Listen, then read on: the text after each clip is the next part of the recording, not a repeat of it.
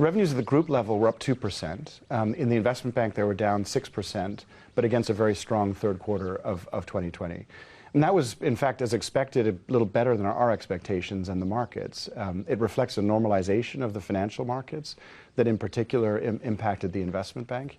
But then momentum in our other three businesses, particularly asset management, was very strong, again, benefiting from financial market conditions.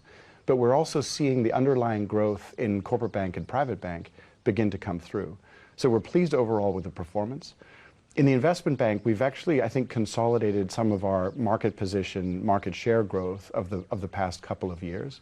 And we think in light of the conditions, we performed at least in line with perhaps a little bit better than our business peers indexed for our business mix. Let's talk a bit about origination and advisory, because that drove the big Wall Street banks tremendously. I mean, we have seen record income at specific banks, for example, Goldman. So it seems that you are lacking behind here. Is that because you're not in the US as strong as the others? Yeah, so revenues in origination advisory for us were up by 22%. Which again we think is strong performance. It reflects our business mix, both in terms of products and geographical position, as you say. So we participate a little bit less in what was the extremely strong market in the United States. And our market shares in areas that were particularly strong, like M&A, are lower than in other product areas. But we nevertheless saw good momentum in our business. I think at least retaining, in some cases, building market share. Leveraged debt capital markets, for example, was very strong. Our M&A performance was up 80% on last year, and we see ongoing or continuing momentum in our M&A deal pipeline and market share. Do you have any indirect or direct exposure to Evergrande? We have no direct exposure, a de minimis indirect exposure. And if I think about our credit portfolio overall, I think we're very well positioned around some of the disruptions you're seeing right now, whether it's Chinese real estate, supply chain disruptions, the impact of inflation and higher rates. We're looking at all of those factors, but feel that our credit portfolio is very well positioned. Yeah, your credit portfolio is very big in Asia, a major profit driver. So how much concerned are you about those disruptions which we're seeing in China, but it might as well spill over to other markets? Well, look, whenever there's a change in the market, like we saw with the Evergrande events, you're going to look at your portfolio and you're going to look at stress tests, run new stress tests, look at it credit by credit. But as we do that work, we don't feel that there are any concerns associated with our portfolio.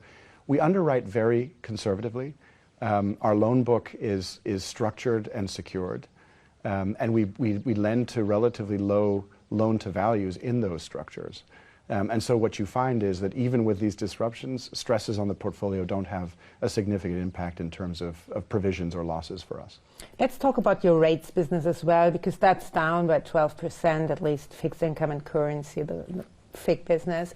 So talking about the central bank issue right now, because it seems the market is sort of moving back and forth to get an idea of how central banks will move. So how are you positioned? Because also Wall Street banks did do different bets.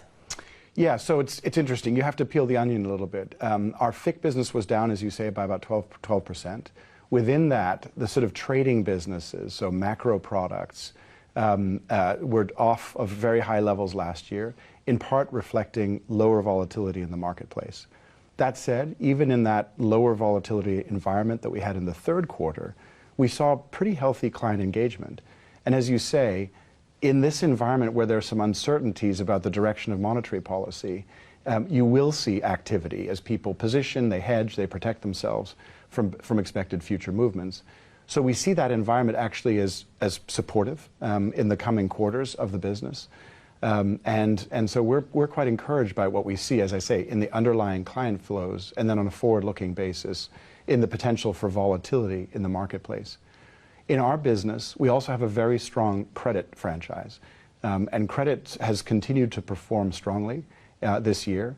I wouldn't say it was an outsized quarter for us in credit, but it was a solid, strong quarter. And that's, of course, a feature of our business model that we're proud of and are performing well in. Let's talk about how the fourth quarter started, given what you just said, that there's a certain kind of volatility in the bond market. So how did the start of the fourth quarter go? Well, look, we look at it in terms of the pipelines for origination in origination and advisory, for example, or the level of client engagement that we see in the markets businesses. And both of those look to us to be very strong. So we think a strong start into a fourth quarter. We're again comparing with what was an extremely strong 2020, remember, and given the post-pandemic environment. But nevertheless, we see sort of good, solid performance in the businesses. And we think that carries through to 2022.